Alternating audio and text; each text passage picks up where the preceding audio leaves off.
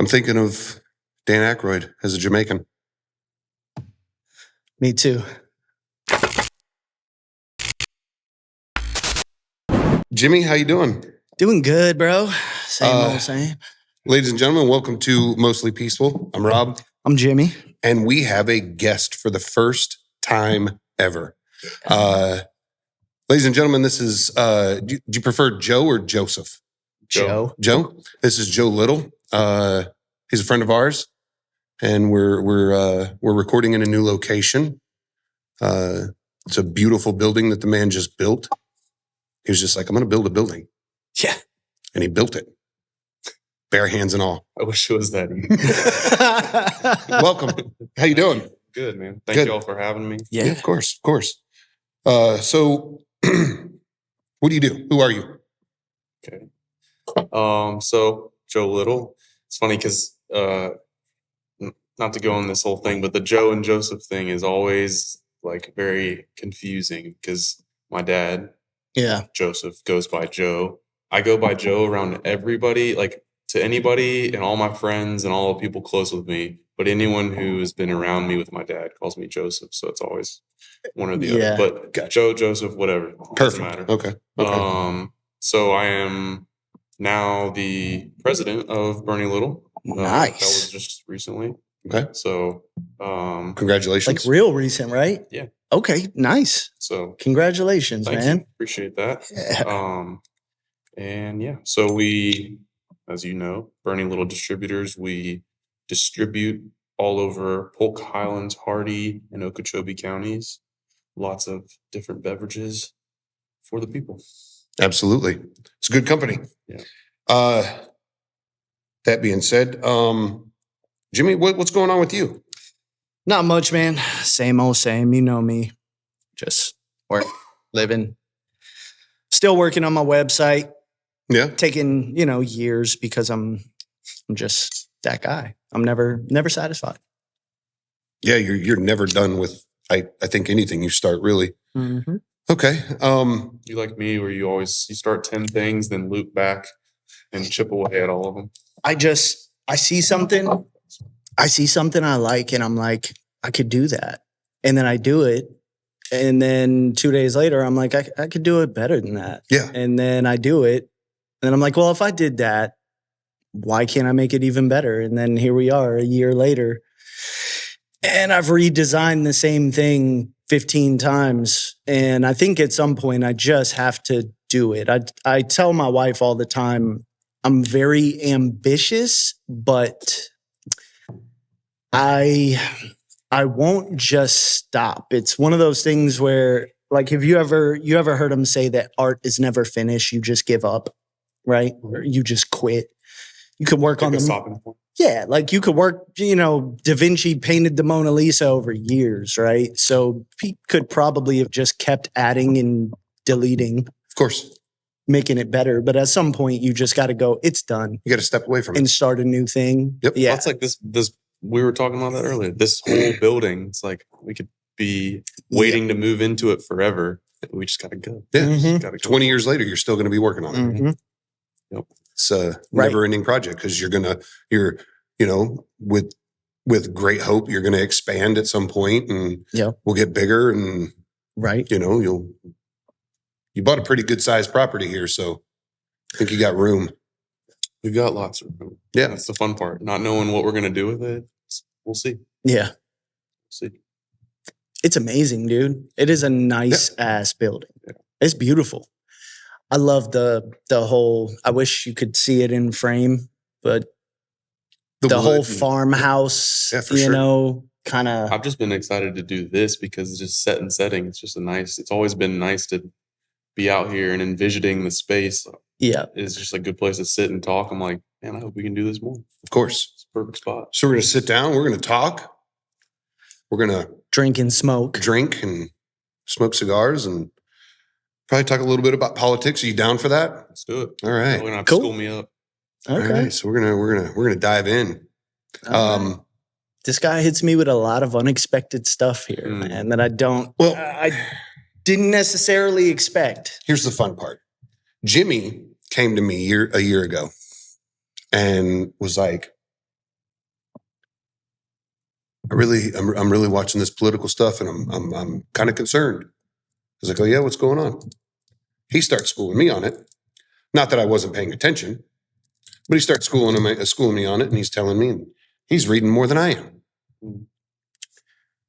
So I start reading, and Jimmy gets on Twitter. Oh, and when Jimmy gets on Twitter, Jimmy doesn't have social media. So when Jimmy got on Twitter, Jimmy kind of lost his fucking mind. I got on Twitter. I got in Twitter. You got in it. I got in it. Rabbit hole, Jimmy. Oh my God. It wasn't rabbit hole. It was just I hate seeing dumb shit. People, for all intents, I know this may be not so political. People are just fucking stupid, man. Yeah. And they put so much stupid thought out into the atmosphere, and it just blows my mind. Like some of the shit you see, it's like, I don't know, man. I don't know. Maybe my whole upbringing and teachers and science was apparently all fucking wrong when I was growing up. I mean, hell, Pluto was a planet when I was fucking growing up. So fuck me. The moon. Exactly. Yeah. Shut up. I mean, Jimmy doesn't believe we went to the moon. I don't necessarily not believe we went to the moon, but there's things that if you can't prove it, then it's difficult for me. It's not 100%. Right. There is a chance. Thank you. Have you seen the fucking? There's a small all chance. The things I've so seen. There's a chance. Let me ask a question. It's like a goddamn come from? Bicycle. They could clearly tell. They've done all the who tests. Who can clearly tell? Who did the not test? From Earth? Well, Scientists? Hold on, because I had the pleasure of going to Hawaii a year ago or whatever. The place looks like the moon, Mars, and I'm like, these look like Mars rocks. Really? So like somebody could. But what does a Mars rock look like? So here I'm gonna. This is where I'm gonna challenge these things. Like if we brought back a rock from the moon, and we tested it, and it is clearly not materials of Earth, and they can show you that. Who's they? Who's they? I can bring. Thank you, bro. Because I can bring you up I can bring you up a scientific article right now that said it is very unhealthy for white men to work out and exercise at the gym. Science says this is fact. Okay, so I don't know.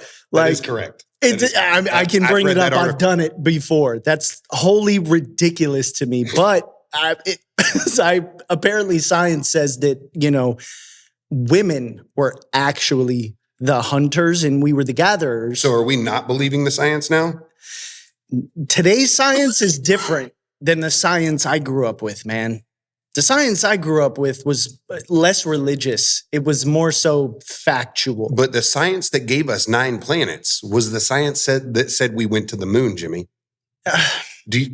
Am I wrong here?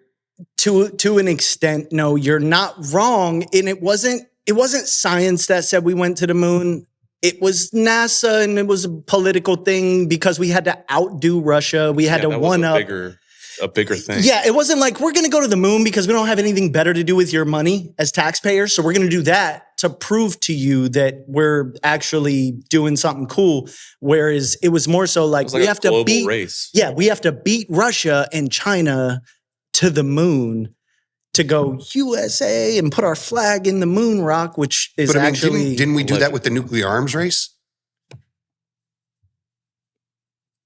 We did that, didn't we? Do what? Beat China and Russia and every other country to the nuclear. I mean, Japan will tell you we won. Yeah. Wholeheartedly, they'll be like, oh, yeah, he won. Oh, yeah. With yeah. I mean, what is it called? The fat man and the little boy? And the little boy, yeah. Hiroshima and Nagasaki. Uh-huh. Oddly enough, I just finished watching, it took me almost a week because things, finished watching Oppenheimer. Oh, I haven't. Let me tell you something. Is it good? Very well done. Very well done. Okay. Incredibly, the actors, the pick for each character, perfect. Really? Oh, yeah. Robert Downey Jr. Oh, he's in it? Yes. Played, and I'm going to screw up his name. His last name was Strauss. He was a politician / lobbyist. and he kind Fucking- of snowballed the whole nuclear program. Lobbyists. Ends up being a bad guy, really. Like he really tried screwing Oppenheimer over. Okay. Oppenheimer played his game, and ultimately Strauss lost. Anyhow, that was the whole point of that, was that race to nuclear arms. Yeah. It was, we have to beat Germany. And For then, sure. and then right in the middle of them developing, through the Manhattan Project, developing nuclear weapons, Germany surrendered. Japan decided, we're still going to fuck people up. Mm-hmm. And instead, so we kept developing, and in developing, we finally finished the 2 bombs. They tested, we finished 3 actually. They tested 1, sent the other 2 off, dropped them on Japan, and Japan was like, my bad. Yeah. We're done. We're good. We're out. Yeah. Yeah, for sure. Not long after that, we had a nuclear arms race with Russia, specifically the Soviet Union, because that was the next next thing, the next boogeyman in the closet, because it was communism. It was, you always got to have one. Yeah. So I'm going to pause here for a minute. We're going to have some Blantons. We've had Blantons on the show before. This is one of Jimmy's favorites. I love. You ever had this before? I have not. So oh man, you're in for a treat. This is one of the finest bottles of bourbon you can buy. There's another one that we have that's a second. We're not sure which one, and later on we may try to do a blind taste test to see which one's better. That's a good idea. See, one of the things that Blanton's has, you know how I was talking about diminishing returns? We've experimented. We've had a lot of different whiskeys ranging in price, and a lot of the stuff we have is in that middle affordability range, you know, a $50, $60 bottle. We've had $100 bottles that don't really justify the price. And Seriously. Blanton's is one of those that when you drink it, you definitely, especially if you drink enough whiskey, you really do understand why they charge what they charge, why they can really go for what they go for, right? Now, being a guy who would love nothing more than to drink some Pappy. Oh, yeah, one day. I wonder how much better could it possibly be, right? Pappy's like Comes from the same distillery. Right, $3,000, $4,000. $21.95. Yeah. So more expensive than either of us can afford to be like, hey, let's drink some Pappy. That's some shit that like you're going to have to fucking bring here and be like, hey, guess what I got? Yeah, right. Because other than that, we ain't fucking drinking it. But outside of that, it just makes me wonder, like, I would be really upset if I dropped $3,000 on a bottle of Pappy and was like, I like Blanton's better. This tastes like poo. Yeah, because we've had some shit and been like, oh yeah, but Buffalo Trace is better. And it's a $30, $40 bottle, depending on where you get it. It's just a solid go-to. Same distiller. Blade and Bow is a $70 bottle. Yep. I don't think it justifies $70. Me neither. It's a decent bourbon. Yep. It's not top tier. No. So cheers. Cheers. This is the one. My oily mistress here. It's smooth. Has a nice finish. It's easy to drink. It is, man. It is good. And what's the proof? The proof? Oh, I think it's 90. 90, right? 93. Okay. And that's the thing. It's for a 93. It's smooth, man. It's nice and oily and it is really good. Really round. So we just went to Big Storm. Look at that. Took the whole sales team in Lakeland. Just legs. Ralph and Adam set it up. And they're getting into spirits now. And they had all these bourbon barrels that they're only like 5 years into it. Yes. And so they had this whole room of bourbon barrels and they were just hyped up that we were there. So the master distiller was opening up straight from the barrel, letting us drink all different things. We drank and I couldn't speak on it as well as you guys, but we drank one that was aged in Reposado tequila barrels. Oh, it was good. You're a tequila guy, right? Yeah. And I'm becoming, I do like tequila. And they had one that was like still aging. He said it was 140 proof, and you could have literally lit a lighter and just been like, Mhm. and it was crazy.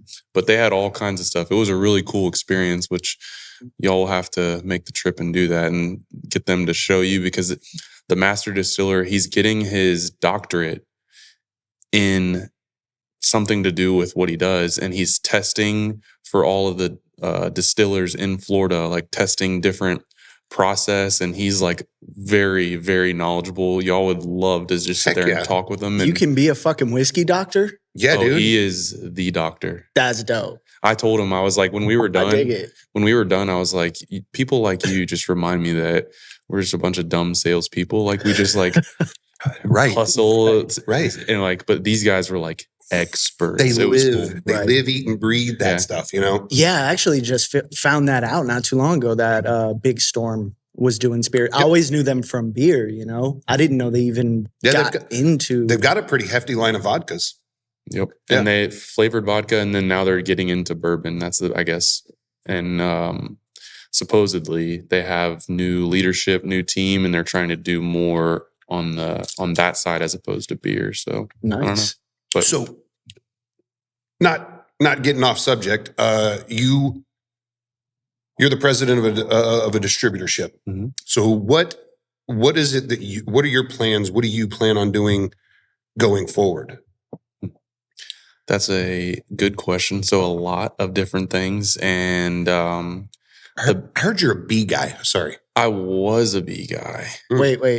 What do you mean? I am a bee like guy. bumblebee? Yeah, like Okay. honeybee. Like Okay, honeybees. yeah. So Well, I I didn't know got if we were talking about like anything else. I'm not real sure what kind of bee you meant. where did your I don't know. What the fuck is wrong with you? Well, you said some shit because you know. I don't fucking know. I never thought- heard this. A I bee thought guy. everybody What- knew. honeybees? Yeah, There you I go. got into Yeah, honeybees. I was always liked honey, and Ralph and I always put honey in our coffee. It's like a natural Mhm. sweetener, and Sure. big on honey. It's my wife. And Never really I thought of met that. somebody. Yeah. So we allow a lady to put bees on our back property, and she gives us honey in return. And I met her, and I was talking to her, and I was just fascinated by the process. I want to make some mead. Yeah, it's well, the whole thing is just really cool. And then another distributor that I went to, he was into it, and he showed me and let me suit up and like go into his thing. And I was like, okay, this is the coolest thing ever. Nice. So I went into it and learned everything, and the lady was helping me, and I got up to 6 hives. And then I realized I was way in over my head because it's so much work. It's intensive, isn't it? Oh, and it's like not every day, but it's a lot of work, and you have to just right set and setting, and the bees feel your energy. So like I tried to go out there one day after work. I was rushing. I was You're like, I'm stressed out. I want to They go felt relax. it, No and shit. They were trying to destroy me. Like They Wow. really. oh yeah. This is a thing? Yes. That's some hippy dippy shit, by Yo, the way. it kind It's of is, real. but it's real. It's Really? so real. And I went out there one day just calm as ever, and they were like, you're one Right. of us. And I'm like, right. whoa. So it's That's it's crazy. fascinating. Yeah. And I could talk on bees because I like learned a lot. It The explains a coolest lot. thing is it's just there's so many cool things, but the honey to me is getting your own honey, and a lot of the honey we buy in stores has been from a ton of different hives into one. So the darker the honey, the more like not from one hive it is, if that Sure. makes sense. Okay. And so the lighter, No, I could get that. Yeah, I could see the that. more it is from this specific hive. So having it from like it's so It's like good. single barrel honey. Yeah, and so I went, and I think I did Correct. it It's for- the same. I don't mean to interrupt, but it's the same concept with like bourbon. yeah, that makes sense. and other things. The more barrels you put into it, Yeah. into whatever you're bottling, the Yeah. darker it's going to be because you're Yeah. getting different bits of oak here, different bits of oak there. Like you'll sure. have a light one, you'll have a dark one, and it all mixed together. So And what they pollinate is what the flavor of the honey is. So by BLD, there was an orange grove down the road, and then there was a special. I'm drawing a blank now, but pepper, something spicy berry thing right across the way. And Okay. so she was like interested in that combination, and then Oh, I get it. and then get I it. guess they tore down the grove because they were building. And so she was like, the honey's not as good anymore. But it's really interesting what they pollinate. She was wanting me to do a wildflower co-op because I guess like you can get wildflowers planted for free. Right. And the bees like love it. And she was like, that would be so helpful. And Yeah. they'll pollinate, and that's what the honey will take. They'll Right. take the flavor of. Yeah. So you have a grove here. Wow, You're I didn't know putting that. bees here too. We were, but Okay. not anymore because it's such a far drive for her and it's too Understood. much work. They did during construction. But since just life and I have a lot of different things going on, so I kind of asked her if she would take over my 6 hives and if I could just get some honey from her every now and then. She was like, sure. Nice. Now I'm That's just- cool. I'm That's just getting cool as honey. hell. Hell yeah. Yeah. That's awesome. I told we talked about this a little bit earlier before we started. We're doing the whole homesteading thing at my house and trying to do everything on our own, be self-sufficient. Honey's one of those things. So we go to farmers markets and we end up buying the honey from beekeepers there because it's more local and they have some amazing different flavors. Like I've always known honey to be just honey. Yeah. From the store, you know? Right. No, man. No, it's like And it's really I good. got to for bring you, too. some in and yes. I'll show you. Let me have But there- some. there's like, I would love it. I've got 3 different jars of honey from this one beekeeper, and they're all flavored differently based on where he kept them, what they pollinated from. Mhm. It's amazing. Well, it's like, what, down at Market 27, they I'm have, somewhat of a beekeeper myself. Really? Yeah. Didn't know that. Yeah, I might need some help one day. I have my after my dad passed, he had a lot of stuff on his property. Yeah. He had an old camper, like a little pop-up tent. Mhm. Not pop-up tent, pop-up camper. Yeah. Yeah. I know. And we just we were like, it's fine. We opened it up and we checked it before, Did you before- get stung by a bunch of bees? No, There's hear me out. bees. Listen. We checked it out and he stored all of his camping equipment in there. Everything stayed in there. If he went camping, he was towing that trailer. That's where he was going. My dad loved to do it. Well, we left it in the back. I guess we had that nasty hailstorm here a couple of years ago. God. So And it punched a hole through the side of it in the plastic. Yeah. And it looks like where the gas cap would go, but obviously there's no gas. I assume it's probably like a water fill up, Mhm. but it goes inside. I drove by it one day, pulling into the house. And all of a sudden I just see this. It's like, what the hell? I get out of the car and I walk over there and it is a mass Of bees. of bees. still today, Still today. that's awesome. They're just hanging out in there, dude. I will not fuck with them. Yeah, no. I don't want to move it. Yeah. I let them be. That's cool. And because I've got a tree on my property because I live where my dad I lived on his property now. Right. We took that over. One of the trees, we woke up one morning and went outside doing our thing. And I kept walking by this fucking tree and it was buzzing. I was like, what the fuck is that? Sure enough, I look up and dude, the entire tree, and this is a 20, 30-foot tree. It is covered in bees.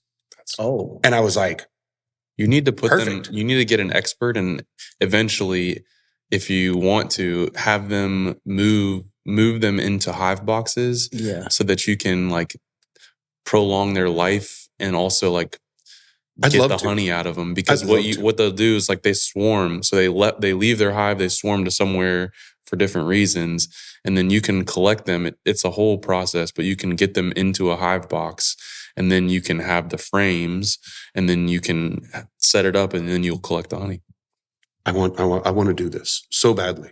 And my Like when I heard that you did the bee thing, I was like, I'm gonna ask you about That's this. cool. Did you hear what Yeah, happened with the construction trailer out here when the bees swarmed? No. It was kind of crazy. So this was when it was nothing still, Mhm. and the construction company had the trailer out here that they were working from, Mhm. and the hives were like on this end over here that she had brought.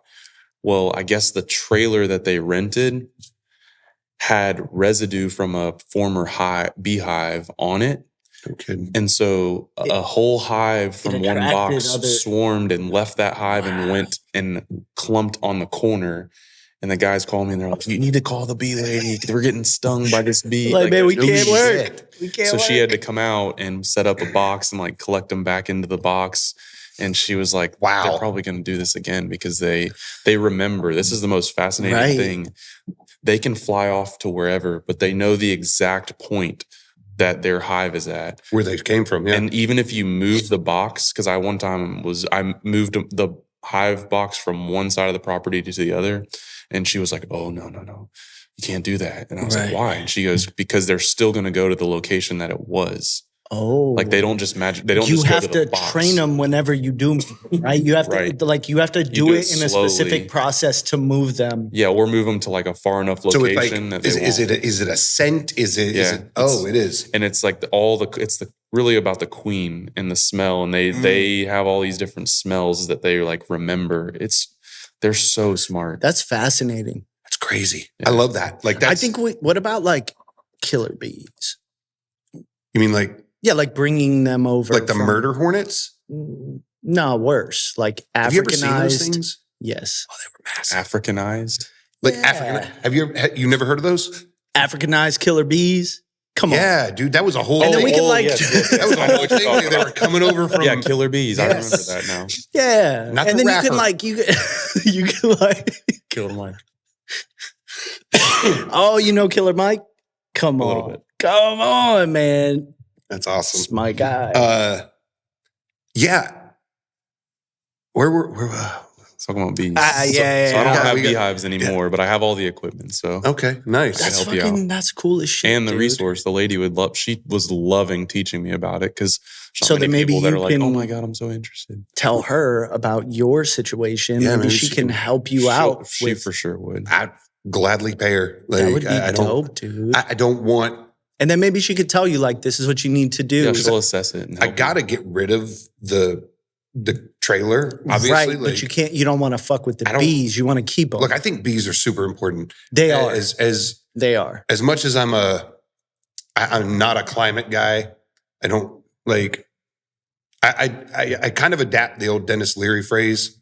The shit was like this when I got here. Yeah. Okay. At the same time, I'm not trying to fuck it up even more. And yeah. I know. Yeah. I know. Well, there's just, sense behind just from my it. own reading, like bees are hands down the One of- most important Yes. like part of our ecosystem. Yes. That like you lose bees, Oh, the yeah. entire population of the world our dies. food too. Yeah, you're Everybody fucked. dies. Yeah. Food. The minute bees cease to exist Yes. is the minute the humans Right. cease to exist because That's why I got into it. It was so interesting. everything It is. goes away. It is. Plants stop growing because they're not pollinated. Yeah. It's amazing how intertwined the ecosystem is. Food And stops like growing because people don't. animals don't get die that. because they don't have the food. Yeah. I saw something. It was Morgan Freeman like did some investment in like I'm gonna butcher the numbers, but he did an insane amount of like beehives, and that's what like lured me into. I'm like, what is Morgan Freeman? And he was like trying to help the bee population, and he had this whole thing he was doing. I was like, damn, that's It's cool as fuck. That's beautiful. I love Yeah. that because Hell yeah. I think, and I've noticed. I noticed. Did you guys ever watch the movie The Happening with Mark Wahlberg? Oh, fuck Because yeah. he's like the greatest actor in the world. I'm Yes. kidding when I say this. Mark Wahlberg is insanely handsome and awesome. Mark How Wahlberg. fucking dare terrible at acting. How dare you? Listen, Mark Wahlberg. I is- love Mark Wahlberg, Hold on. okay? I like his movies. The movies he's in are fucking funny. The Mark one- we just Wahlberg. watched the new one. Which one? It's brand new. Ted 2. No. Or, oh no, the No, that shit's horrible as or are you fuck. talking about the one that's on Apple? Fuck. It's not brand new. Now I'm thinking about it. Maybe a year old, but he has like his wife doesn't know that he's Oh, that's on Former Apple. Hitman. Yeah, it's an Yeah. Apple movie. The other guys No, is fucking hilarious. It's not the other guys. No, I'm But you just should pointing watch out The Family Plan. Is what you're talking the about. family plan. I think so. It's on Apple? Yeah. I ain't got Apple. I have all their other products. I have Apple TV. Why do you not have Apple TV? That's like Because I'm fucking poor, bro. listen, bro. That is the You cheapest. want one. to foot the bill? you have You want cable? to hook me up? You pay for Disney, and Disney would like to turn your child gay, but yet you can't afford Apple. Part of the reason I'm so out of the loop on everything is because we got rid of cable because it was so expensive. Yes, we now did we too. only have like the little stuff, but We did too. You're I got You're rid of better for it. everything. yeah. But here's all right. I'm gonna run you down Rob's scenario. He's like, all right, you're paying $250 for cable. What you do is you get rid of the cable and you buy $250 worth of streaming, No, and then you're fucking you have 100 It's all the times same. more shit. And I'm like, right, but the point is, I can't afford $250 a month. So But that's not what. I'm gonna cancel my $250 cable bill, and I'm gonna get $80 worth of streaming shit. And $250 worth of my fucking passwords. That's what I was gonna say. That's Just hit all the exactly songs. right. Thank you, by the way. John Wick 4 was awesome. It really was. And Keanu Reeves is my fucking guy. What kills me is I bought it the day that it came out, and it took you this long to watch it. I haven't watched it. You know why? It's so good. You know why? Have you seen all three of them? No. Oh I've my seen- God. I would, but it. You're a gun guy. You do the gun thing. It was the first one. For lack of a better phrase, it is gun porn. It really is. Like it is everything that you hope to see in like an action flick. Yes. With a lot of guns. Like you watch Liam Neeson, right? And the guy can't shoot for shit. He doesn't like, okay, when you become a gun guy, you'll notice And he makes stupid movies, phrases. right? Well, yeah. You'll go, fuck. He don't know how to shoot. I know he doesn't shoot in real life. And He's Keanu acting. Reeves does it in real life, right? Big And time. He does Oh, his own stunts and all that. That's why I like that. Dude, he trained. So when we were going to the range, we were shooting all the time. Oh, yeah. We're learning everything. Ammo was We're- cheap. Yeah, it was $180 for was the 1,000 rounds. fucking Like, yeah. good old days way back before 2018. Before COVID. Yeah. So COVID changed all that. the thing is when you know, it kind of breaks the whole third wall for you when Yeah. you see these movies, and then you watch John Wick and you see Keanu training with Taron Butler, actually shooting competition style, shooting real guns, Under pressure. competition, Yeah. under pressure, like he would, and basically learning really how to shoot. So when you watch the movie, you're like, yo, I think Keanu can really shoot guns. And then I saw him with he for sure can. He can smoke a motherfucker. Quick. And I want to then- know if the Matrix he did his own stunts then too, because if that's the case, No, I don't think he so. didn't do all of them. He did a lot of the unmanageable close-up stunts.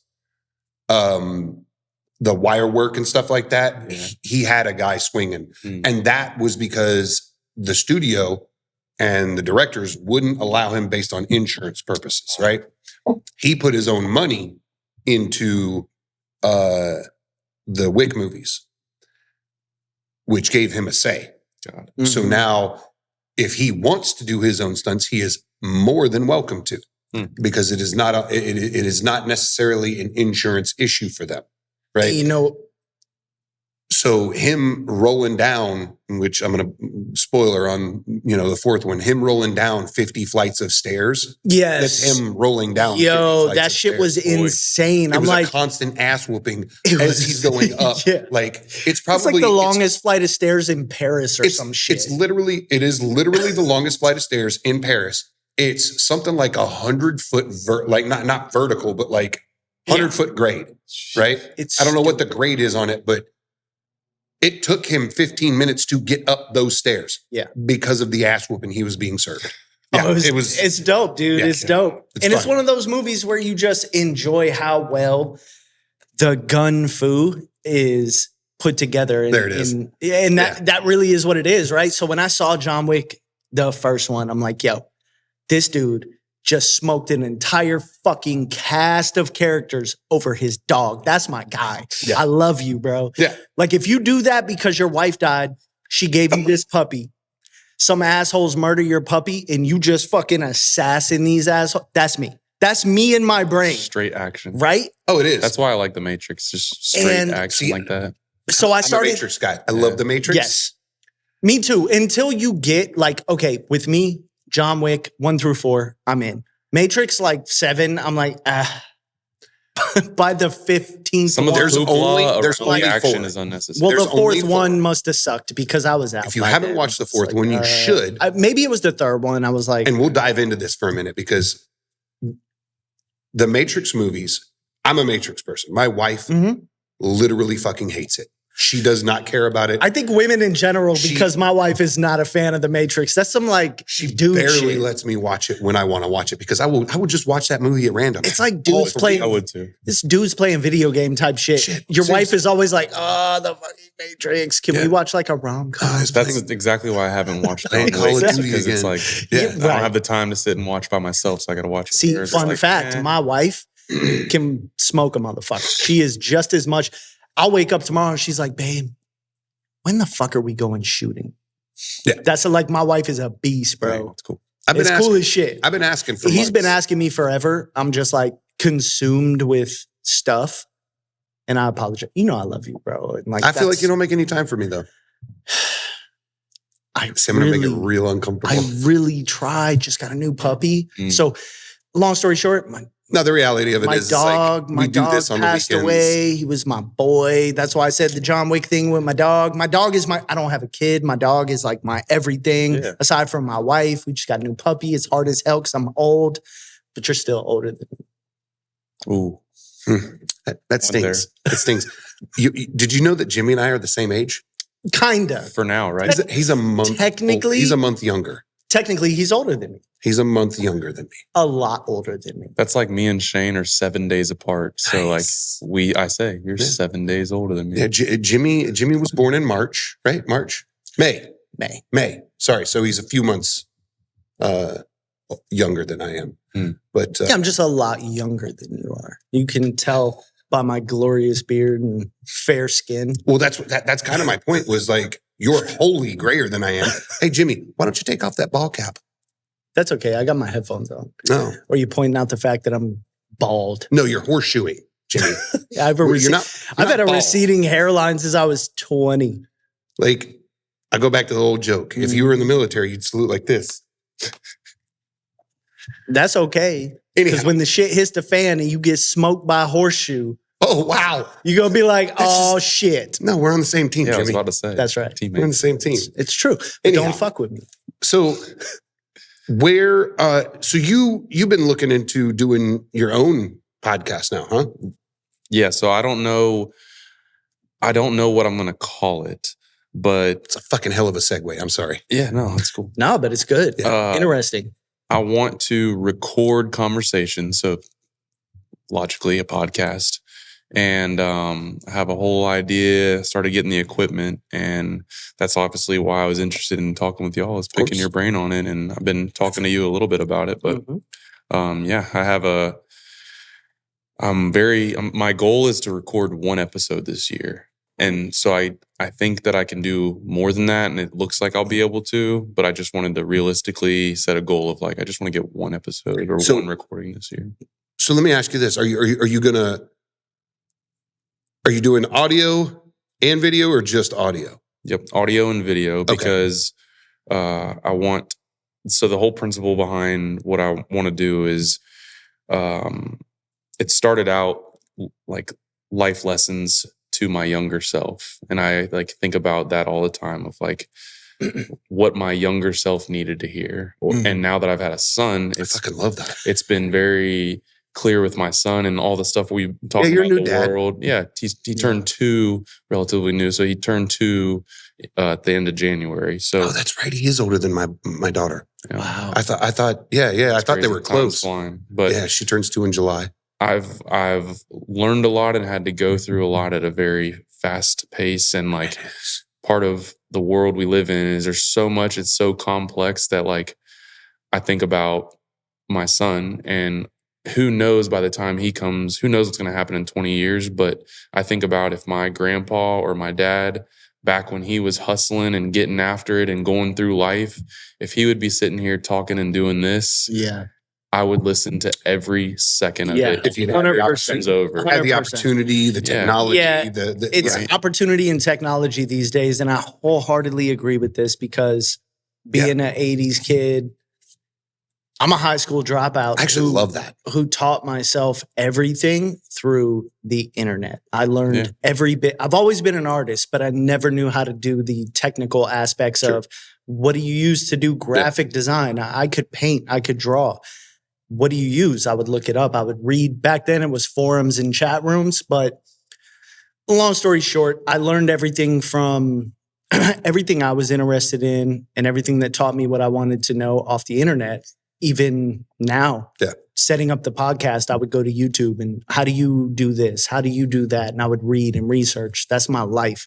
I am a research and development genius when it comes to this shit, right? I will figure it out. One way or another, I will figure it out. That's where you and I work well together is because I'm the opposite. You are. I'm the hands-on guy. Yes. I will learn it by trial and error, and I will put my hands on it before I ever rely on the internet. Because see, I look at it like a tool, though. It's a tool, even though it's kind of like, you know how when you watch podcasts and you want to learn something about, say, politics, for example, I said, my thing is you listen to these people and they'll tell you the truth. You listen to these people and they'll tell you the truth. You have to listen to everything. And then you have to figure out what the truth is on your own. Everybody has their own version. And my thing is to relate to what you were saying is that it would be nice to be able to have somebody saying all this stuff just to kind of lay down certain life lessons or and someone you trust. Experiences. Yes, because trust is everything. And that's why you listen to their truth and their truth, because you don't trust either one and you have to figure it out yourself. So someone you trust is And that goes back important. to what we were talking about the Schrodinger's cat paradox. And the way I take it there was poison. Because there was poison. The way I take it is that there's so much information out there and it's only going to get worse, and it's a blessing and a curse, right? Because we can learn how to do anything. Like the fact that you spoke into existence a podcast is amazing. Right. But I used this example with my dad the other day. There is plenty of information that says you shouldn't eat meat, and there's plenty of information that you should eat meat. Thank you. Yes. But like logically, there's a healthy in between, and you can go. And it's so complicated. Yes. But like, thank you.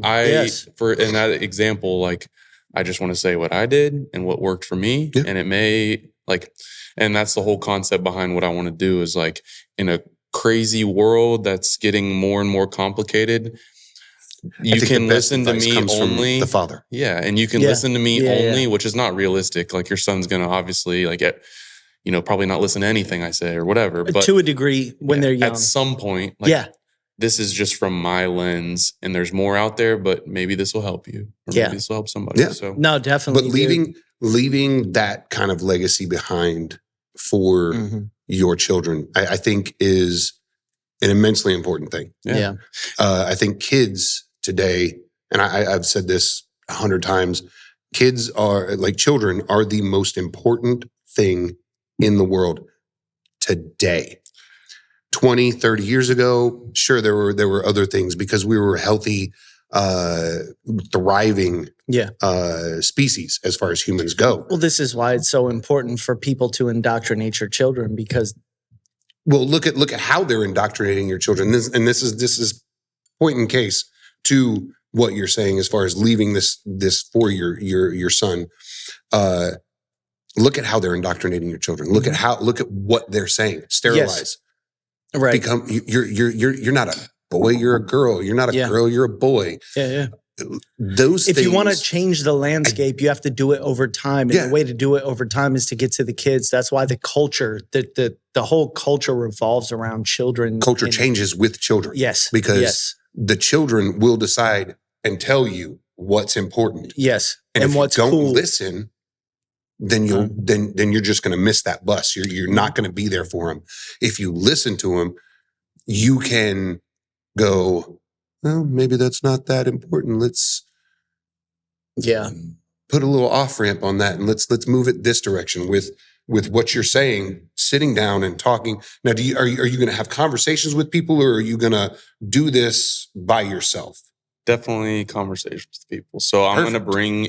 I already have a large list of people, but I want to bring people, and I also think that this is important too because we get so complicated and we start looking at people on the internet and it's unrealistic, right? So it's people you talk to. I've gone through this thought a lot and I want to start local. So if you think, people are like, oh, I want to change the world, it's too broad.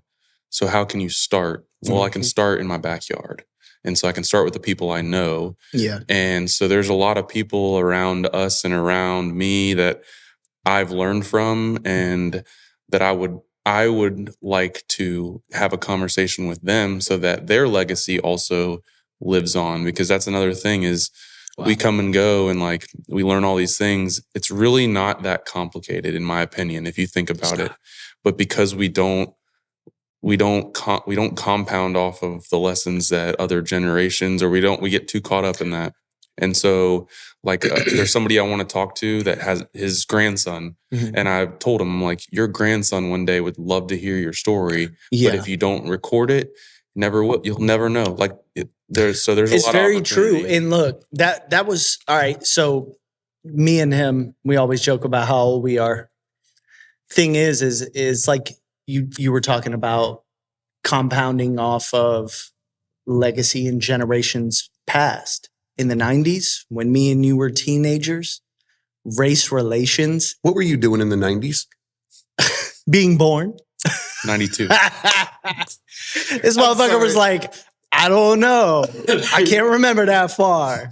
I had to do that for a minute. We have this conversation where, because it's important to us, where we're like, yo, it's crazy that kids don't realize that in the 90s, racial tension, race relations, which is important, were the best they'd ever been. They were way fucking better. And the newer generation, have made it worse. They're going backwards. Like if we can have Richard Pryor and Chevy Chase moments where you're like, oh shit, that's cool as hell. Sure.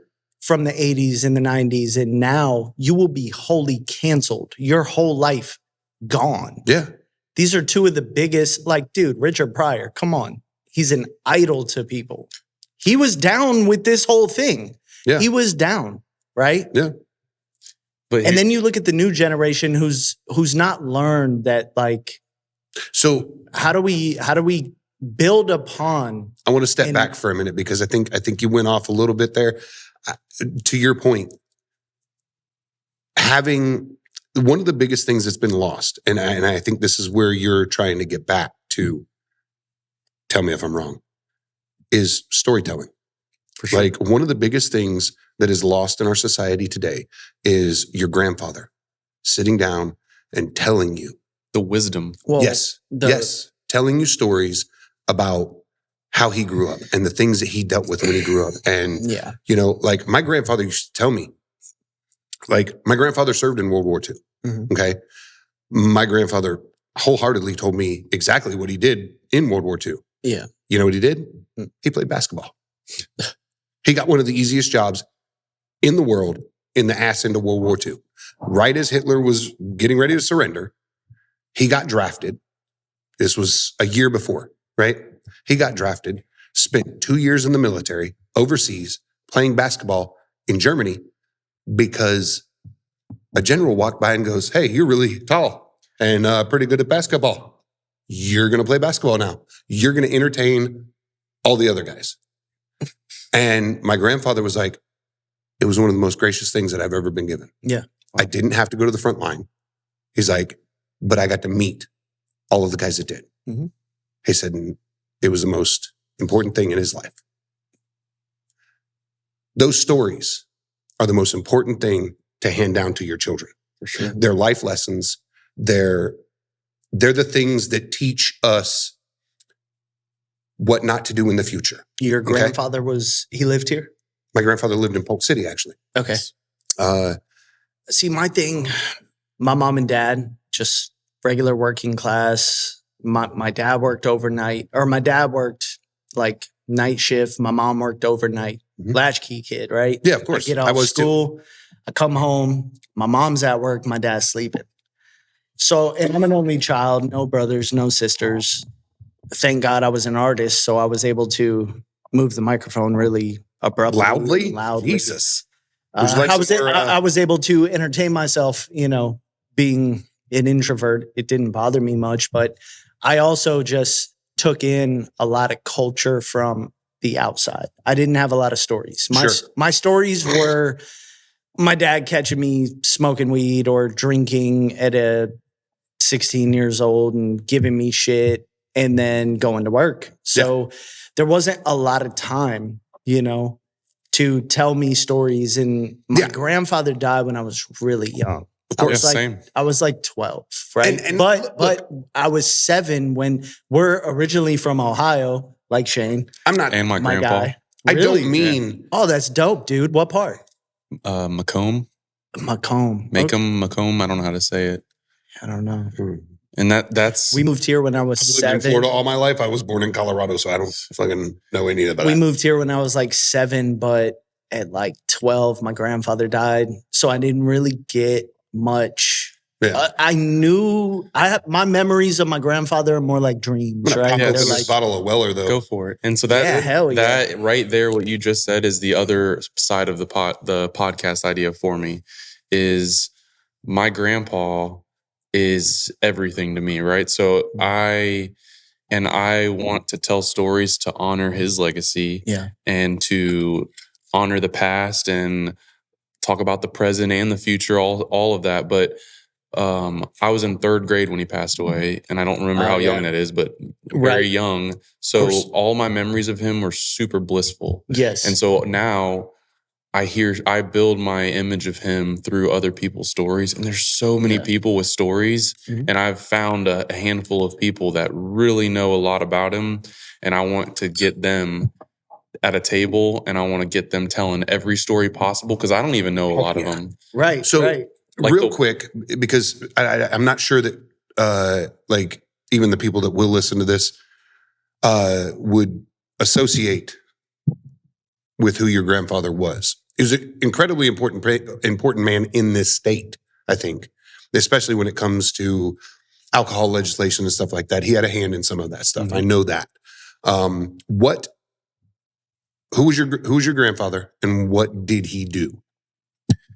Yeah, Because I think it's fantastic. He and was I'm- a fucking badass boat racing motherfucker, dude. Will you let him tell the story? Sorry. I'm just saying. And I'm still learning the story too. So like it's still being uncovered, all the things that he was into and doing, and that's what I'm fascinated about too. But basically, he was born a hustler and had it in him. And speaking of World War II, he was one of 36 survivors. His U-boat got a submarine, Japanese submarine, like bombed his, shot a torpedo or whatever you call it into his. He was one of 36 survivors on that. Yeah, we got them back. Yeah, and then he was like, I got to get out of the military. This is my understanding of the story. And so he volunteered to do mine sweeping, wrapped him in mattresses, What and the he was shit? sweeping mines because they were going to get him out sooner. And so think about this. And They my didn't son, have He was EOD. like, I'll wrap myself in mattresses in sweet minds. No, dude, they didn't have EOD and they didn't have explosive. What? Yeah, they didn't have explosive Yeah. suits. and so I think about that today of a lesson for young men and young kids, and even me. I'm like, is the thing that I'm stressing about really stressful, or is Right. wrapping yourself in mattresses, sweeping for mines stressful? Like that's stress. Alas. Dude, but that's just his generation made your and our generation that much less stressed, right? But and like it really is. I also want to point out that, and this is no offense to anybody in that generation as a whole. Yeah. They were undoubtedly, and they're still called the greatest generation. Yes, yeah, Okay. the greatest generation. until Those were hard motherfuckers. Yeah, Okay. yeah, At the end of the day, what they did was, yes, good for society, but also bad for society because they were as hard as they were. Mhm. It's. I don't remember what people call this, but good. good times, good times Yes. create weak men, weak times Yes. create Strong men. You Strong know what men- I'm saying. yeah. Strong So I don't men have to repeat create this. good times. Good Yes, times correct. create weak men. Yes. Yes, it's not bad. It's just not a bad. cycle. It's an unfortunate cycle. It's an okay? unfortunate thing because yes. the men that learned from Yes. those hard ass motherfuckers Yeah. are stuck in this Yeah. weak man generation. Yes. Unfortunately, because I don't think you are any bit of that type of person. No. I know you're not, and I know I'm not. Yeah. We were raised a different way. We were Yes. taught things that were from hard men, Yes. from men who did work. Yes. For sure. And it was the work ethic that we were taught. Mhm. Kids aren't taught that today. No. I try to teach my kids that shit, Well, hell, you can't. You but go to damn jail. My dad whipped the shit out of me. He fucking. But that's, I mean- and that's the thing is I believe also that yes, the kids are important, and we've talked about this, but also the dads and the parents and the men of today. So Mhm. that's what I've battled with too. I'm like, we have to okay, build stronger men. yeah, we have to. Is it the kids? Do we wait around for the kids to grow up to be men, or do we help be good examples to Yeah, the you have men to today? teach them. Hell yes. Yeah, You have so to that's teach part them of- how to be men, and Yeah. So And just short, small example of this. My kid, about a little over a month ago, both of my boys were running around in their go-kart I got them for Christmas. And one of my boys is autistic. I don't think we've ever had that conversation, but one of my boys is slightly autistic. He's high functioning as fuck. He's one of the smartest kids I've ever met in my entire life. yeah, he's awesome. He's just quirky. Mhm. Just quirky. Does things his own way. He was driving the go-kart. And I think he equated it to something of one of his video games. Probably. And he drove it before, no problems. I think he got a little excited. They wrecked it. And when I say they wrecked it, they flipped it. Somewhere along the way, I don't understand the physics of it. And I've explained this before on the podcast, but I don't understand the physics of it. The driver's side rear tire blew, yet all the damage to the go-kart is on the front and the passenger side. All right. My oldest boy was in the passenger seat with his jacket on backwards, hoodie covering his face. So had no idea any of this was happening. So as it flipped, long story short, my kid broke his arm. Yeah. Broke his wrist in two places. First broke bone ever. First broken bone he's ever suffered. Yeah. I think by his age, I'd been to the hospital at least 6 times. At least. He gets a cast. He's really pissed about it. He keeps blaming his brother, all that fun shit. A couple weeks ago, I'm moving the shed in my yard. And I had to move the base for it. And I had dug up some old plastic pallets on my dad's property, Miller pallets. And I was like, yeah, I'm going to use these motherfuckers. So I those are built good pallets. They are good. Yeah. I used them as the base for my damn shed. So the wind was really hellacious the other day. So it blew the shed over because when we moved in, we put the shed down, we put shit in it, and we left it. It survived 2 hurricanes without being screwed down, nailed down, or any of that. Well, it blew over in the wind the other day. So I was like, now's as good a time as any to move it. So I moved it. And when I moved it, I got it to a place where I was like, this is where my wife wants it. We're going to leave it here. I realized I had to move it 6 more inches because it was just slightly off on the back, a little higher. All right. So I grab it. Well, I have plywood on the top of it. And how I attached that plywood was with wood screws through the plastic pallets. And they went right through the plastic pallets. So I grab it and I move it. And when I let go, I got that. I stabbed myself. Yeah, it was actually a lot worse a week ago. There was a You know whole- what's funny? You predicted that shit. I did predict that shit in the last On the last Here podcast, it is. he literally, what were we talking about? we were talking about dying of tetanus and shit. I was talking about building a barn Okay. and I don't looking know. off into the distance. Yeah, I Put a don't know nail how through- we got there. He's like, you're going to be looking off into the distance and you're going to fucking use a hammer and a nail and you're going to drive a rusty nail right through your fucking arm and then die of tetanus. Yeah. Bam. And literally a week later, he calls me. He's in the back. I'm sitting here in my room, in my office, and he's like, I think I predicted my own death. And I'm like, what are you talking about? And he's like, bro, you know when we were on the podcast and I was talking about stabbing myself with a rusty nail? I'm like, yeah. He's like, so this weekend, and I'm like, oh, what the shit? And he's like, dude, a rusty nail straight up just ripped the whole top of my hand open. So around lunchtime, he comes to my office, his hand's all fucking ripped up and wrapped. And I'm like, dude, what? You need a tetanus shot. You got to go get a tetanus shot. I hadn't had a tetanus shot. He's like, it was a old, rusted out. I can't tell you the last time I've had a tetanus shot. Like, honestly, like, Yeah. and I was Yeah. like, I was starting to panic because, like, I was like, it's red. It's bad. Yeah, I'm going to die. I was doing this whole hypochondria thing, right? Yeah. I was like, I'm going to fucking die. Oh, yeah, he was. He was on the phone. He's like, what do you mean? What do you mean? I can't go to the damn urgent care. I got to go to the emergency room. And I'm like, I couldn't even get into urgent care. I called urgent care and they were like, we're booked. I was like, how are you? how the fuck is It's an an urgent urgent care care. booked? I'm supposed to be able to walk into you because it's urgent. Thank this is you. This is the That is the- alternative to ER trip, right? Yes. I couldn't get to the urgent care. So that day I called and I got a tetanus shot at a pharmacy.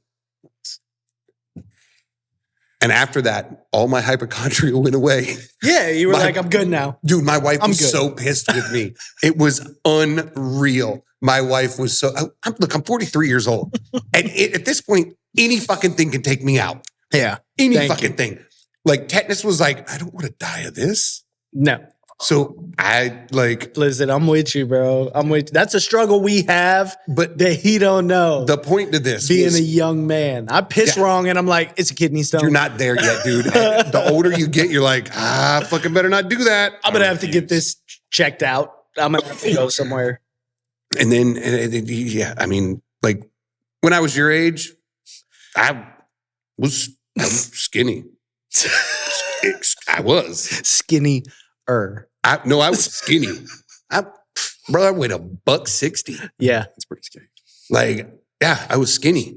I weigh 150 now. Fucking. I was just weighed 2 days ago Even when I started, at the doctor's office. all right, we're gonna where I blow was this getting all my out of shit water. Jimmy and checked I up. both work here.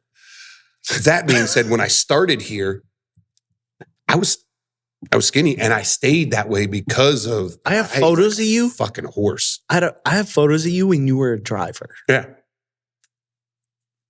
I was skinny, Yeah, you were.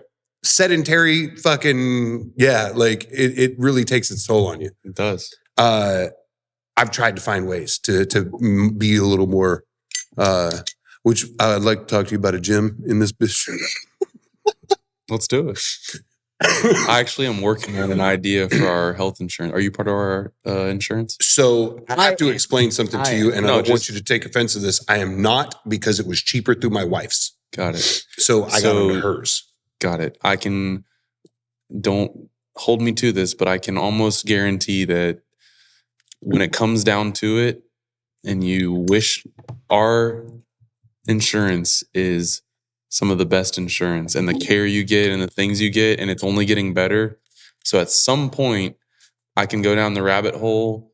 At some point in time, you can believe me or not, but you should be on our insurance. I And may I'm come back working- to that. And I'm working on a plan with our insurance that I'm going to try to create incentives to Yeah. get our costs as low as possible. And one of those being gyms and working out and Yep. improving exercise and That'd be health and fantastic. trackers Dude, and all that's those dope. things. That's 'Cause- dope. And I gotta say, And I'll tell you when we're done with this, where my wife works and why it was as cheap as it is, and you'll Yeah, understand. of course. well, You'll understand it. something that I can say is, I love our insurance. I loved it. It was one of the- being an old man with health issues Outside of blood work, right? outside of blood work, it was one of the most hassle-free things that I'd ever had to deal with. So for me, all right, Blood work is always a problem with me. I have had to have salesmen. Let's talk about this later. Yeah, Yeah.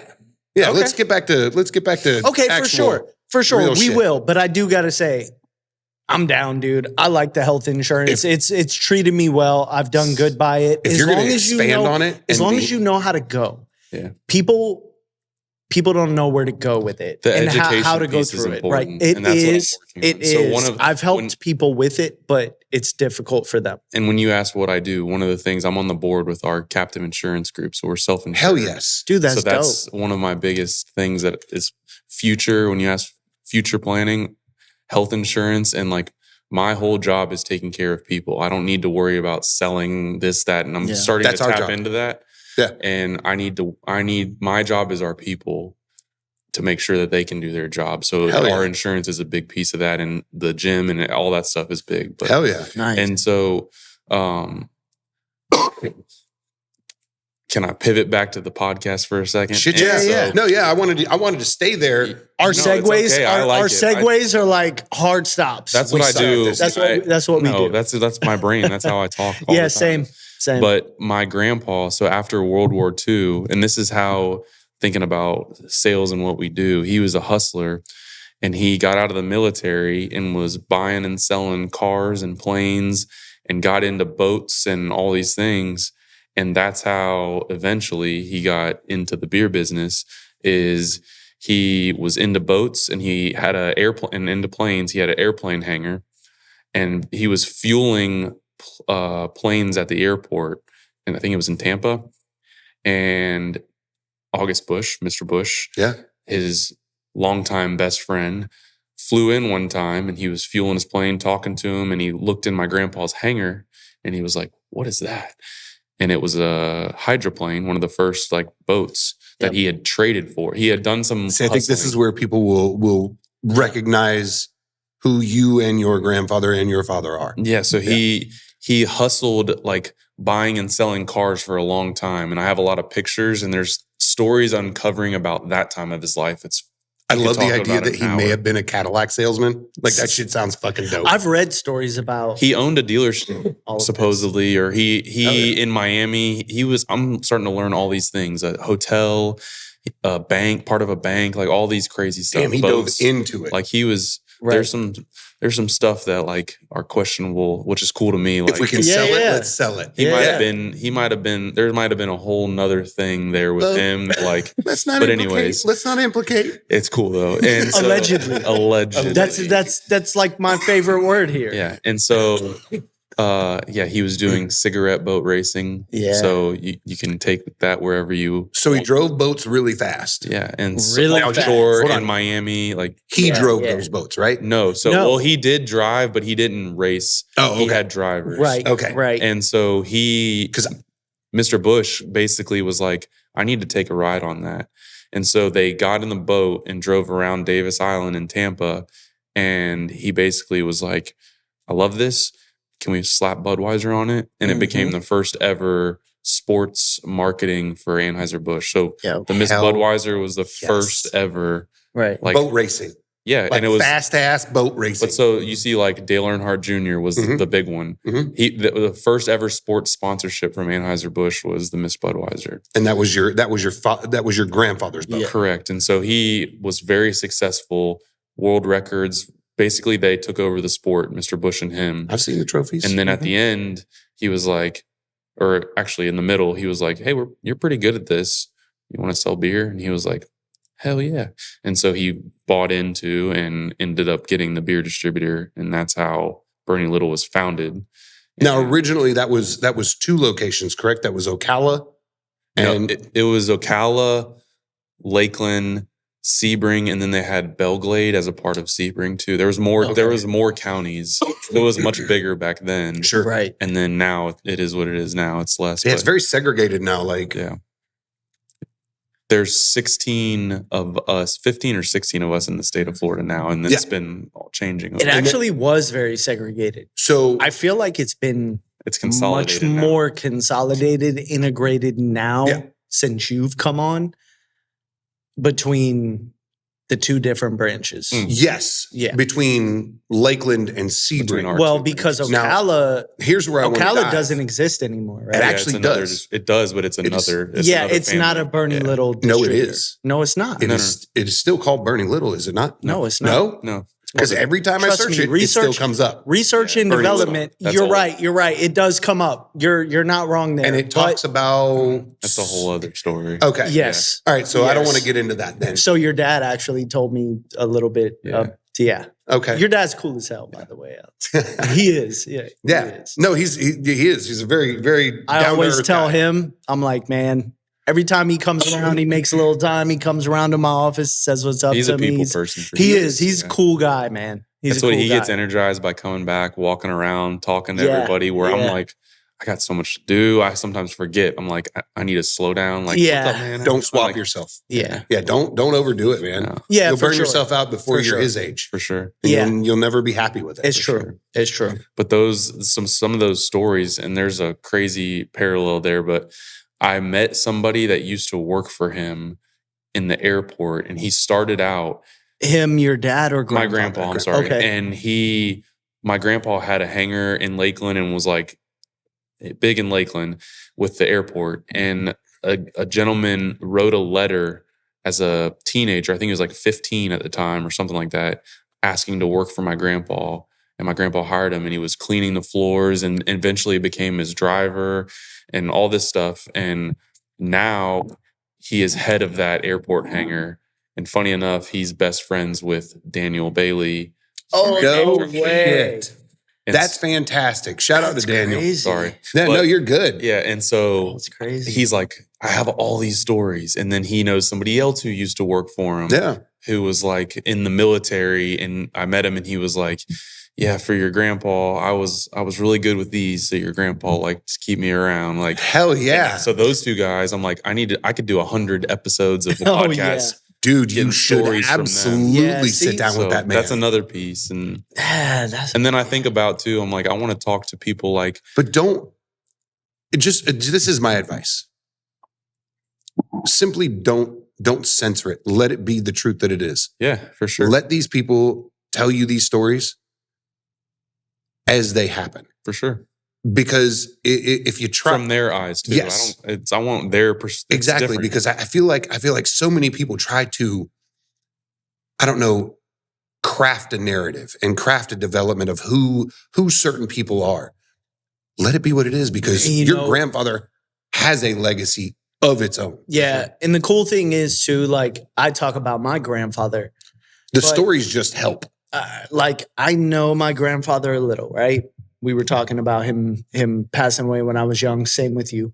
But to your son, that's his great grandfather. Yeah. I have no clue who my great grandfather Right. is. Me neither. Right. I got to meet mine. And That's- Leroy, my son, is named after my grandpa. So Actually- my grandpa's middle name is Leroy. right. So like it'll be cool. Yes, Actually that's spent cool as hell, time man. Because with and both my because great-grandmother of this and my great-grandfather. technology available to us, you can tell that story to him through people who knew him. Yeah. Hell, That's crazy. I was a It's teenager. really dope. I was a teenager.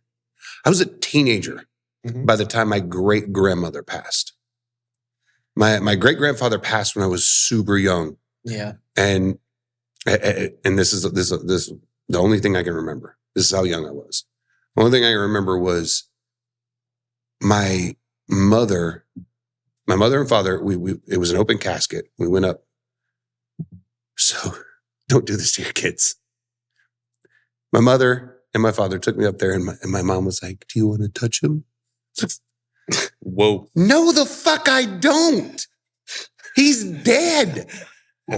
Yo, listen, But hold on. all bullshit aside, that's the hardest thing to do. It really, dude, Was it just really fucking like, observing. Have you ever Look, had I'm an 42 open years casket old. funeral like that with your family? I'm 42 I won't years do old. it anymore. I'll be No. 43 in a couple days.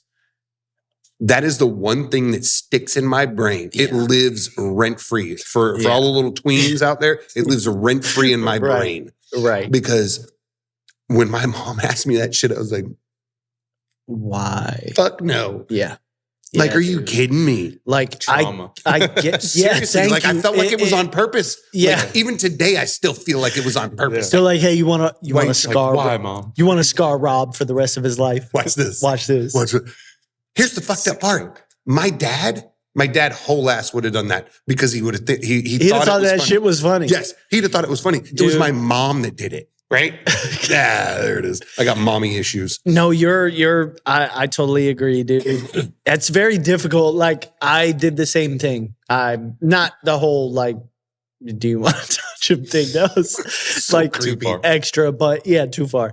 But no, Really? like that was the only open casket was my grandmother on my father's Yeah. side. And I looked at that and I was just, it's really hard to So- absorb that when you're early 20s. Just like and to you've never kind experienced. of reference my great grandfather, as their last name was Hathcock. Mhm. Okay, and military people will know this, especially Marines, especially Marine Corps snipers. There was a man by the name of Carlos Hathcock. Mhm. That was one of my great grandfather's nephews. He was the guy who wrote the book for Marine Corps snipers, for sniper recon. That's badass. One of his, and I don't have a whole lot, like I don't have a claim to fame in any way. I think somewhere along the way, James Buchanan, the president, like we were related to him somehow. Mhm. And on my mother's side, in Cork County, County Cork, Ireland, we're related to a princess. There's actually a painting of her on a wall in a castle or some shit. But Carlos Hathcock, I'll take this one all day. He was one of the most decorated Marine Corps snipers in history, up into, I say Marine Corps, Navy SEAL. What's his name? Chris Kyle. Who? Chris Kyle? Yeah, that guy. Kyle. Chris Kyle. Chris Kyle. Chris Kyle was the only guy to ever Yeah. like as far as confirmed kills. Yeah. Carlos Hathcock held it, and then Chris Kyle took it. Wow. And if I remember correctly, Carlos Hathcock used to have a signature Mhm. for his nests. He would leave a dove feather, a white dove feather, from where he made that shot. You know what's crazy? I may have read that story because that just kind of brought back that memory. When I read, dude, I read, and I know Chris Kyle, so I would read. Like my wife is like, "Who is this actor?" And Dude, I'll look it up, and I'll quit watching the movie we're watching. Sure. I'll read their whole backstory and what goes along with it. Yeah. And I want to say Chris Kyle. I was reading about him, and I was reading about somebody who was like the most decorated sniper before he, and that dove feather shit kind of like rings a bell. So you basically have to be able to shoot as good as him, or you're not doing Right. your family legacy. Right, you're not I'm not doing doing him any justice. service to anybody So- at this point. right, Right. Yeah. You need So to. I actually can shoot. Mhm. And he'll That's where it attest to came this. from. And I do believe it. Like Yeah, it's it's in true. our blood. Yeah. I actually years ago when I was a kid, one of the first times I ever shot like a high powered long distance type rifle, 22-240. I was out on a ranch on 7 Mile Grade. The ranch hand, he took care of the ranch. I don't know. It was a cattle ranch. Fuck do I know about cattle ranches? Cowboy. Whatever. Guy took care of it. I was there because I was in trouble. Okay. My mom's boyfriend at the time, I had gotten in trouble in school, and he was like, "You're going out there for a summer." So I put in fence all day. The fun part of that was at the end of the day, if I did a good job, the guy, Jason, and I'm going to fucking put his name out there because nobody knows who he is. He would give me a 6-pack of Busch Light. Nice. That's where I got my fucking, there it Latte. is. Yeah. 6-pack of Busch Light. Mind you, I'm 14, 15 years old at this point. Give me a 6-pack. Yeah, allegedly. Give me a 6-pack of Busch Light and a 22. And we'd sit on the back of his truck. Drink responsibly, people. There it is. Yes. Give me a 22 and that, and we'd sit on the back of that truck at the end of the day and we'd shoot squirrels. Well, damn. Right? You might as well just shoot bees. Are you mad about it? A little bit. Squirrels? Kinda. They're like Don't tree compare rats, dude. squirrels and bees. Hey, Yeah, don't do that. Don't do that. They're There's like a tree line. rats. There's a line. hey, listen. My wife's an animal person. How dare you? And I'll really dare you. Right? Yeah. Okay. Here's the I best. like squirrels. Don't. So There you go. See, one you day, just save face. One day we were out there. Now, mind you, I've watched this guy like He John Wicked a raccoon in his backyard. Hardcore. Hardcore. whole ass. He watched it. now we're Uh, emphasizing. Hey, that bitch. It's like a- We put up a coffee can on the fence that we had just built because that's what I did all summer was put in fence. And we were probably, and this is no brag, but we were probably 300-400 yards away from it. right. And he's like, "Here, shoot at that 22-250." And I was like, "God damn, that's a long way away." But the scope that he had on this bitch was Solid. today you'd pay $1,000 for it easily. Right. Like it was premium. Yeah. Like it, I looked through this thing and it was like I was looking at it to the Well, wall. dude, back in Me those to the wall, right? back in those days, what are you talking about? Like the 40s, 50s? Well, at that distance, bitch. Okay, no, look, but realistically, back in those days, at least, they didn't make bullshit. There wasn't a lot of Amazon scopes being No, sold in the yeah. fucking 90s. Motherfuckers built shit. Of course, that yeah. worked. Yeah. That was good, though. So, long story short, because I've made this a long story, I dead centered that coffee can, and Hell yeah. I'm talking about the old Folgers coffee. Oh, cans, yeah. you know, Yeah. It had the little divots in it, so you could see the rings. Like the ones now that are plastic, yes, but it was metal. the metal ones, you Yeah. could see the divot rings in them. Yes. Right? Yeah. Well, I dead centered that bitch at 400 yards, and he was like, "That's pretty fucking good." Pretty good. At that time, did you know about the story? Or I didn't. I didn't Okay, know who. so it was just I in you. had no idea It's who in Carlos Southcock was. It I is hope in it you. is. It is. I hope it is. I try to maintain that, but God, I haven't been to the range in so long. Dude, It's in you. I haven't I been to the know range in so long. know It's it. unhealthy. And you know what's crazy? So, not for nothing, you guys are like bonding over your stories. I don't even know who my dad is. Jesus, That's a story Fuck, though in dude. itself. No, Yeah, that's it's a true. story. it's like- sad. It is. No, not really. It is maybe, but I don't know any different. So here's what I- like me being my introverted artist. Did he self, leave, or was he just? apparently he? All right, you know my mom. Yes, I know your mom, and I love your mom. Your mom's a fucking saint. Exactly. Yeah. She truly is the best woman you will ever come across in your life. She is. She don't care who you are. She loves you. She Doesn't yes. matter.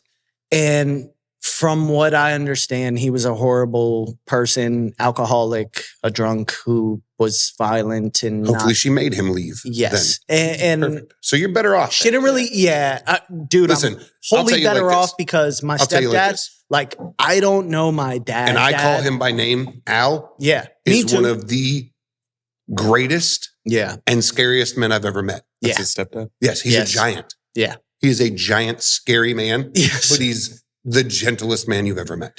yeah. He is. He's amazing, man. And You look at He- his mom and Al, and you're like, yeah, how does this work? Yeah, it's like me and you standing next to each other. Like, for the record, how tall are you? 6'4". Fuck you. So yeah, same thing, right? So like my mom and dad, but Yeah. and so my dad, I only know his side of the family, but he's not my real dad by Yeah. blood. But for all intents, that's my That's your dad. dad. well, He fucking raised me. He I made won't- me who I am. He I'll say the same thing. gave me everything, right? So my dad is Al, even though I call him Al, but I've done that since I was a young man. Yeah. My mom and him told me, if you're not comfortable saying dad or whatever, say it by his name. And it just always was what it was. Mhm. So we call him Al, but that's my dad. Yeah. But realistically, I've even tried to look up who my dad is That's my oldest boy. just to know, My oldest boy is not mine, Hmm. and he knows. Right. He knows it. And I told him the same thing. I was like, having a little conversation with him, and I'm like, Great. With my boy? Yeah. Okay. Yeah. And I was like, my dad isn't my real dad. And I'm You talked to kid about this? yeah, at my house. Oh wow. Sitting on the I really coffee gotta- table really watching gotta pay TV. attention to what adults tell my kid. That's right. Yeah, no, Jesus. because No, I trust Jimmy. me and your wife were talking about stuff, and you know, it had come up that I appreciate that. that's what it was, and I'm like, dude, that's Part of easy. raising good kids, though, is I'm a men like grown- that. He needs that. Yeah, I'm a grown man, and I could assure him that And I appreciate that. you are in a much better scenario if there is someone who's not your blood willing to look out for you, take care of you, teach you, and raise you I as appreciate a kid and a young man than someone who biologically birthed and had you, right? This is why I love you, dude. See? And I might be an asshole sometimes, but there you go. No, yeah. no, but it all There you happens for a reason too. And this is Yeah. another reason why you and Ralph would enjoy talking to each other. He has the exact same story, Really? and his daughter has the exact same story. So, Oh, wow. not to put his business out there, If she is underage, No, but please it's- do not name her. We No. absolutely Yeah, we to- try. We try. If Ralph is fine with his name, of course, good. Yeah. We Try actually with you. try not to, and I Yeah. fucked up. I have fucked up so many times. Oh, yeah. I've had If you ever watch an episode in the past, there's little little I heard blips it. Yeah. where I say people's names and I shouldn't because Yeah. I'm stupid. Well, say I've already stupid done it shit. a bunch, so my bad. You're But- good. You're No, good. you're- But he has No, the you're same fine. story. He has the same story, and he was able to use that story to help Yes. his I love that. daughter because he was like, Right. I've been there. That's kind of what I wanted to do because I don't have kids and just instill in his kid because at a young age, like when I was younger, it weighs more on you. Of course. I don't. And you don't know who you are. You're No. trying to come into the world. You're being taught by society things, and you're a working man like my dad, and you don't have a lot of time. So I if don't- someone from the outside could just maybe share Of that course, same story, Of course. right? It kind of sometimes weighs a little bit. And it helps. Yes. It helps someone who may not fully understand Yeah. Yeah. know, even if they still don't understand, know that there's another person Right. that is going through the same thing that they went through or Yes. they're going through. Yeah. And Definitely. they have a common ground and they can be like, okay, well, maybe if I just ask him, you know, Well, maybe- and that same thing. it's another outlet. I you know? won't name drop now that but No, just you're the fine. same exact situation with somebody here in Right. Sebring. The internet It's- sucks. it does. And I Yeah. like people on the internet are fucking the Horrible. worst. For Yeah. sure. And I was able to help somebody here with their grandson being a former college athlete going through something. He didn't know how to help. And I'm like, I have been in the exact same situation. Hell yes. Let me text him. Let me pump him Yes. up, hype him up. Yeah. And it worked out. Came back, had a great recovery from whatever happened. And like, Hell yeah. and even today at the clay shoot we were doing, Yeah. there was a young man there. There was the wrestlers for the college it was for. And he was like, man, I'm 6-year senior. I'm exhausted. And I was like, I was you. And here's what Yeah. I have learned. And maybe it'll help you. He's like, thank you. And Right. like people need those kind of things. There need to be 100,000 more of people like you in the sense that you're willing to step out rather than being and I don't know how to say this. I'm just going to say it because it is what it is. Rather than being the rich kid that has everything, given everything, blah blah blah, you're a normal guy. You are willing to step out and go, I can help you.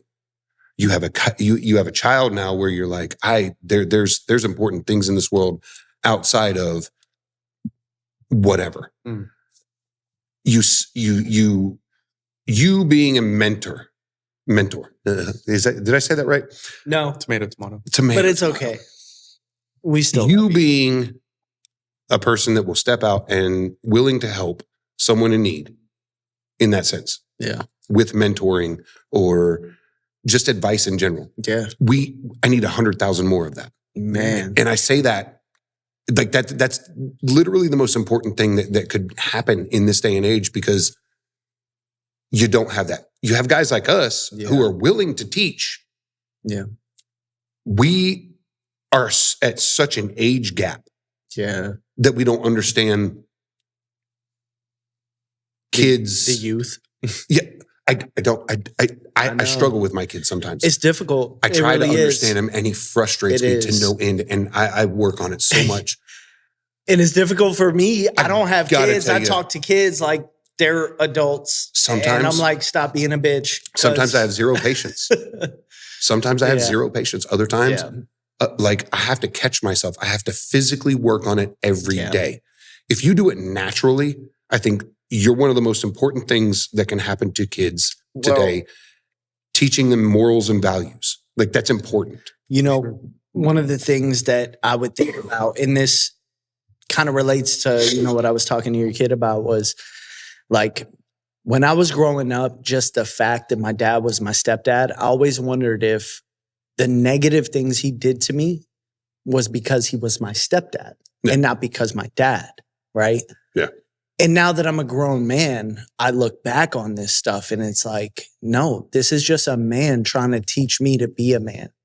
This Of is course. not any other thing. But when you're a child, You don't know it. You don't understand that. You're not Right? supposed to, though. That's No, the thing, you're is not it's a supposed time. to. It's true. Like, dude, there was times in my life growing up where I could not stand my parents because 100%. I thought I knew better. I thought I was smarter. And I looked at my dad and I'm like, you're not my dad.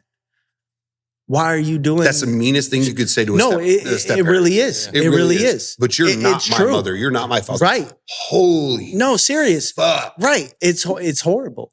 But that's the thing that I wish people could know. And like your kid And you now, realize it later in life. You Because like that guy 100 gave up No, freedom. it's even like it's so I don't much mean deeper, that in, dude. like you get what I'm saying, right? Yeah. Yes, Like he it's- gave it's- up. He had the opportunity to go meet someone and have his own kids. Instead, He took on he someone took on else's. someone else's child. And Yes. it's like It's I accept you as mine. Yes. You are my child. and like Let me- not for nothing. My dad, man, he's been there 100% of my life. I'm almost a 50-year-old man. He's been there. I can still call you him are a right 50-year-old now. man. You fucking But you're that much older than me, Fuck bro. you.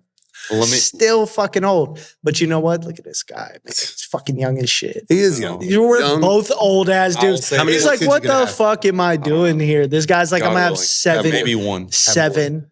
Have Maybe more. one. I feel like I'm like Get that little girl, man. not to go back to Change her politics, life. but like, you know, you see the pictures of presidents when they get in office and out of office. Oh, I feel Yes, like thank you. I feel like that's me. They're like, how physically does- aging at such a fast rate due to Right. what I have to do. Like Like, how does 4 years look like 40? that's how years? I feel. I've been what's 6 years, 5 years, whatever. I feel like I've aged more in the last 5 years than ever. But Stress. And you will. Stress will do it's it. part of it. I like It is part of It's it. Even wisdom. though I still It is wisdom. Yeah, it's fucking wisdom. young. That's why I want to be gray. I'm like, I want wisdom. Those are hairs of wisdom. That's right. Listen, you Research, don't want that gray. development. I'll take it. No, Whatever. you want it. You want that gray. Oh, Just that there little it is. sliver. Little slivers. That Yeah, little that's sliver. that's pretty That's called salt and fire. pepper. It is pretty fire. That's what my wife Well, says. fuck you George for Clooney. pointing it out. My You wife won't should let me be go out there of the for me. house Listen, with that you thing need to be uncovered. like, listen, She's like, you're hell old no. enough. You need to be like my stepdad. Be there for me. Support my shit, and stop pointing out that your hairline is better. I'm pretty than sure mine. after today, I've supported you a lot. We have been there for each other. Okay, and still will be plenty of time. I'll be there for you tomorrow too. that's Here's right. the thing, We're though. here. I've been going down this path. And we don't have to go, but No, absolutely. exploring my faith and learning about all of these things. And what you just said made me think about, like, I'm not super into it, but like Jesus, Mhm. he like you were just saying, like the path of Jesus, like accepting a kid that's not yours, or like all of that. Like it Yes. just made me think that you were a Yes. reflection of that. Mm-hmm. You just did that, so that's like transcending like what's want supposed you to to happen. know- It is. It is. I agree with you. Yeah. Like not you pointing at me saying that, but like discovering that faith. I don't know if you're a religious man. I've said I'm extremely spiritual, but I'm not religious. I believe there's a understand that. line in between, but I have explored this over the last, and him and I have had this conversation a lot. I think we may have even like tippy-toed in Yeah. it on this podcast. Yeah. I've had because I used to not, I wasn't religious in the sense that I didn't believe in any of it. I was raised Catholic. And me too. Based on all of that, I was like, this is bullshit. This is such absolute, just unequivocal bullshit. Yeah. I became the person that was like, it's to control the masses. For sure. Right. And then they called it mass, by the way. Yes. Think about it. Of course. I'm still. See, I've been down that road too. I'm still that guy to an extent. That's why I saw this conversation, because we can devil's advocate this. I saw things from 2018 to 2021 in the news, in my own personal, that I can't explain my way out of, outside of going, okay, God's plan. Yeah, there are things that are happening that I cannot control, that someone else, that clearly a higher power is in control of. Right. I've had that conundrum, and I would love to sit down and have that conversation with you. Yeah, because I think we should. I think it's amazing. We can talk about it now too. One of my things that is important is like lessons in certain areas can correlate to other things, right? So that's one of the things, learning what not to do. You were just talking about it too. And learning what not to do is just as powerful as learning what to do, I believe. Yeah. And that's with same thing, opposition, dark, without darkness, there isn't light, that whole yin yang, whatever. Good and evil. Yeah. And learning about the devil is what helped, seeing the epitome of what the devil is. And it sounds like exactly your thing of like certain situations that happen. You're like, oh, that is clearly the devil. Yeah. Which means absolutely the opposite. Yes. So that's kind of what sparked. And, I think that just exploring and being open to it and talking about it is important. Mm-hmm. And that's one of my biggest goals for this year, is to explore my faith and establish a prayer routine. And very simple. And I have like 2 little prayers, and I'm not doing it every day, but I have it on my board in my garage, in my gym. And every day I'm looking at it, reading it. Like I'm starting there and seeing what happens and talking to people. So that in itself, I think, is progress. I'm with you. Yeah. I'm with you. So to wrap this all up, and we will have this conversation because we record in the past and the future. Mm-hmm. I don't know if you heard that. Yeah. We do things weirdly. It's all the same. So a week from today, you will not hear this conversation, but in less than 30 minutes, you will hear this conversation that we're going to have. Yes. In the past. Yes. Or the present. Or the go future. back. Or the present. Yeah. Or the present. Or like it's all happening all at the same time. Right. It's Schrodinger's cat. Exactly. Is it there or is it not? No poison allowed. In our case. And there is poison 100%. Or is it? Or is there poison? Or is it? I don't know. We have to open the box. With that being said, ladies and gentlemen, thank you for watching. We're going to get ready to record our live episode that you'll see a week ago. Yeah. Have a good night. Thank you.